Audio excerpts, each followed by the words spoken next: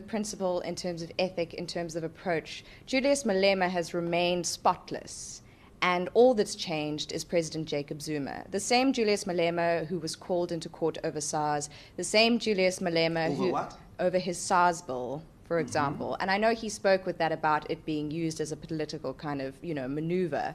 But there are issues around that empirically, regardless of the political context. The same Malema who's, noted for his Heineken drinking and his Chivas Regal and his Breitling watch, is that the same Julius Malema who hasn't changed and who now leads your party, which you say holds the key to South Africa's economic future? Absolutely. I mean, that everything that you've said doesn't provide a counter-argument for a person that can successfully lead industrialization, expropriation of land, that can be faithful to the Constitution, that will be able to lead in constant consultation with the people of South Africa, that will bring everybody on board.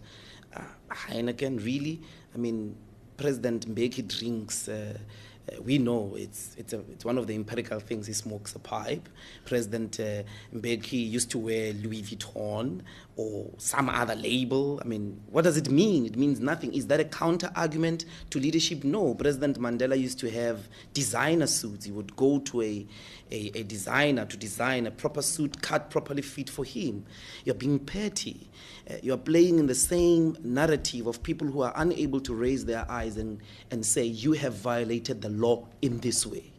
And no one has been able to prove what law he broke. And when they are unable to, they start putting a price tag on the food that he eats. I'm saying to you, he's still the same man and more braver than all the people in the ANC who are allowing President Zuma to bring the country on its knees.